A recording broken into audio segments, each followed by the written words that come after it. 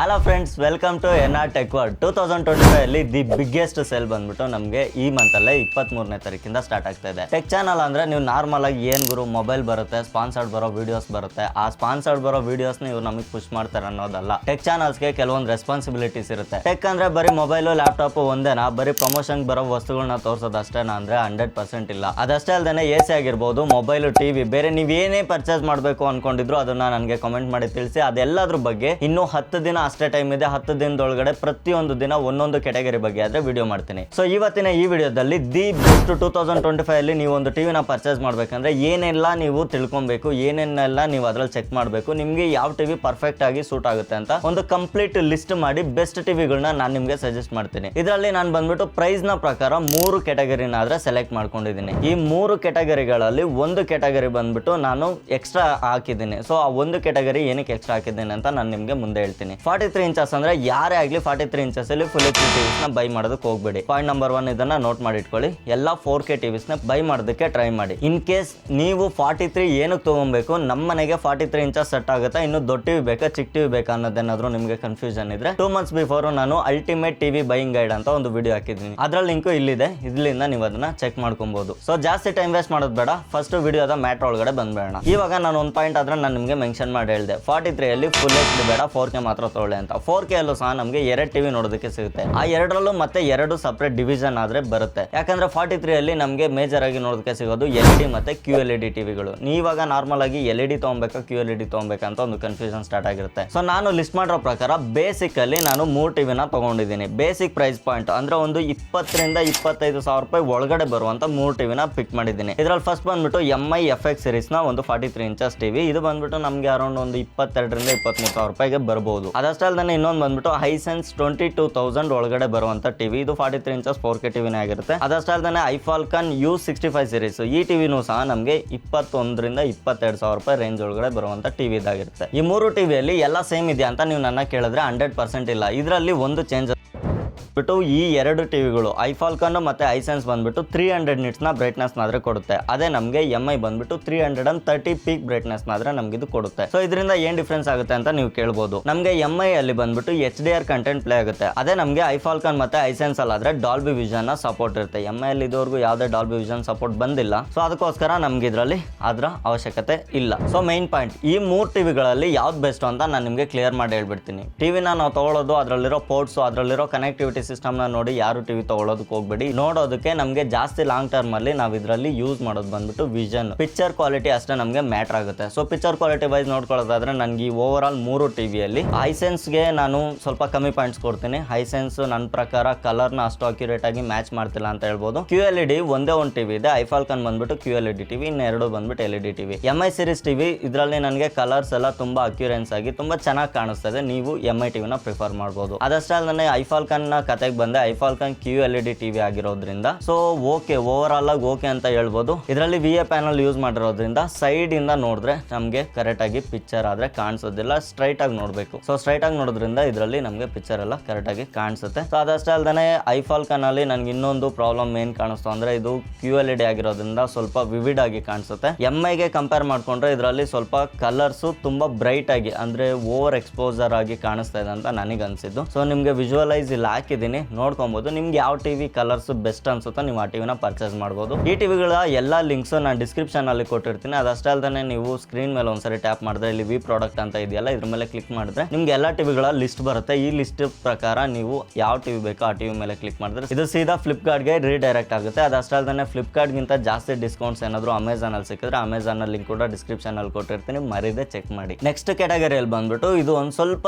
ಜಾಸ್ತಿ ಪ್ರೈಸ್ ಇರುತ್ತೆ ಇವಾಗ ಹೇಳಿದ್ದು ಟಿವಿಗಳಿಗಿಂತ. ಇದು ಬಂದ್ಬಿಟ್ಟು 43 4K ಟಿವಿಗಳೇ. ಇದ್ರಲ್ಲಿ ಬಂದ್ಬಿಟ್ಟು LG 2 ಟಿವಿನ ಪಿಕ್ ಮಾಡಿದ್ದೀನಿ, ಸ್ಯಾಮ್ಸಂಗ್ ನ 2 ಟಿವಿನ ಪಿಕ್ ಮಾಡಿದ್ದೀನಿ. ಸೊ ಈ 2 ಟಿವಿ ಏನಕ್ಕೆ ಪಿಕ್ ಮಾಡಿರೋದು ಅಂದ್ರೆ 2025 ಅಲ್ಲಿ ರಿಲೀಸ್ ಆಗಿರುವಂತ ಟಿವಿಗಳೇ ಇದಾಗಿದ್ದು.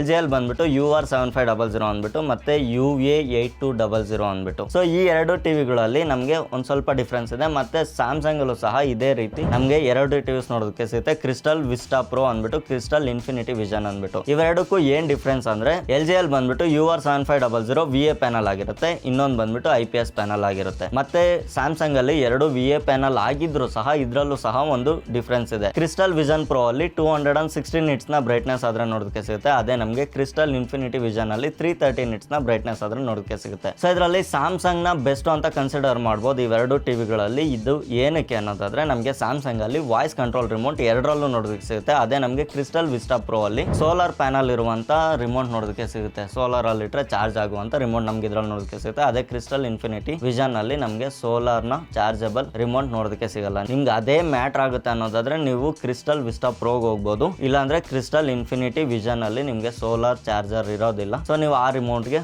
ಹೋಗ್ಬೋದು. ಬಟ್ ಇದರಲ್ಲಿ ನನಗೆ ಮೇಜರ್ ಆಗಿ ಅನ್ಸಿದ್ದು 70 ನಿಟ್ಸ್ ಬ್ರೈಟ್ನೆಸ್ ನ ಡಿಫ್ರೆನ್ಸ್. 70 ನಿಟ್ಸ್ ಇಂದ ಏನಾಗ್ಬೋದು ಅಂತ ನೀವು ಕೇಳ್ಬೋದು. ಬಟ್ ನನಗೆ ಡೈರೆಕ್ಟ್ ವಿಜುವಲ್ ಅಲ್ಲಿ ನೋಡಿದಾಗ ನನಗೆ ಅಷ್ಟು ಜಾಸ್ತಿ ಡಿಫ್ರೆನ್ಸ್ ಅನ್ಸಿಲ್ಲ. ಎರಡು ದಿ ಬೆಸ್ಟ್ ಟಿವಿಗಳು ಅಂತಾನೆ ಅನ್ನಿಸ್ತು. ಬಟ್ ಆದ್ರೆ ಕಲರ್ ನ ವಿಷಯಕ್ಕೆ ಬಂದ್ರೆ ಇದರಲ್ಲಿ ಸ್ಯಾಮ್ಸಂಗ್ ನ ಕಲರ್ಸ್ ನನಗೆ ಪರ್ಸನಲ್ ಆಗಿ ಹೇಳ್ಬೇಕಂದ್ರೆ ಇದುವರೆಗೂ ನನಗೆ ಇಷ್ಟ ಆಗಿಲ್ಲ. ಸ್ಯಾಮ್ಸಂಗ್ ಅಲ್ಲಿ ಒಂಥರ ವಿವಿಡ್ ಮೋಡ್ ಬರುತ್ತೆ, ನನಗೆ ಒಂದ್ ಸ್ವಲ್ಪ ವಾರ್ಮ್ ಟೋನ್ ಇರೋದು ಇಷ್ಟ ಆಗುತ್ತೆ. ವಾರ್ಮ್ ಟೋನ್ಸ್ ಬಂದ್ಬಿಟ್ಟು ನಮಗೆ LG ಸೋನಿಯಲ್ಲಿ ಜಾಸ್ತಿ ನೋಡೋದಕ್ಕೆ ಸಿಗೋದು. ಸೊ LG ಸೋನಿ ಬಗ್ಗೆ ನೋಡ್ಕೊಳ್ಳೋದಾದ್ರೆ ನಮಗೆ ನಾನು ಫಸ್ಟ್ ಹೇಳಿದ್ನಲ್ಲ UR7500 ಇದರಲ್ಲಿ 340 ನಿಟ್ಸ್ ಬ್ರೈಟ್ನೆಸ್ ಆದ್ರೆ ನೋಡೋದಕ್ಕೆ ಸಿಗುತ್ತೆ. ಅದೇ UA8200 ಅಲ್ಲಿ 300 ನಿಟ್ಸ್ ನ ಬ್ರೈಟ್ನೆಸ್ ನೋಡೋದಕ್ಕೆ ಸಿಗುತ್ತೆ. ಎರಡೂ ಟಿವಿಸು ಆಲ್ಮೋಸ್ಟ್ ಸಿಮಿಲರ್ ಅಂತಾನೆ ಹೇಳ್ಬೋದು. ಆದ್ರೆ ಇದರಲ್ಲಿ UA8200 ಅಲ್ಲಿ IPS ಪ್ಯಾನಲ್ ಆಗಿರೋದ್ರಿಂದ ನಮ್ಗೆ ಇದರಲ್ಲಿ ಬ್ಲಾಕ್ ಪಾಯಿಂಟ್ಸ್ ಸ್ವಲ್ಪ ಚೆನ್ನಾಗಿ ಕಾಣಿಸುತ್ತೆ. ಅಂದ್ರೆ ಡೀಟೇಲ್ಸ್ 100% ಮಿಸ್ಸಿಂಗ್ ಇರುತ್ತೆ, ಅದನ್ನ ನಾನು ಗ್ಯಾರಂಟಿ ಕೊಡೋದಿಲ್ಲ. IPS ಪ್ಯಾನಲ್ಸ್ ಅಲ್ಲಿ 100% ಬ್ಲಾಕ್ ಜಾಸ್ತಿ ಕಾಣಿಸುತ್ತೆ, ಆ ಬ್ಲಾಕ್ ಅಲ್ಲಿರೋ ಡೀಟೇಲ್ಸ್ ಸ್ವಲ್ಪ ಮಿಸ್ ಆಗುತ್ತೆ. ನಮ್ಗೆ ಆ ಡೀಟೇಲ್ಸ್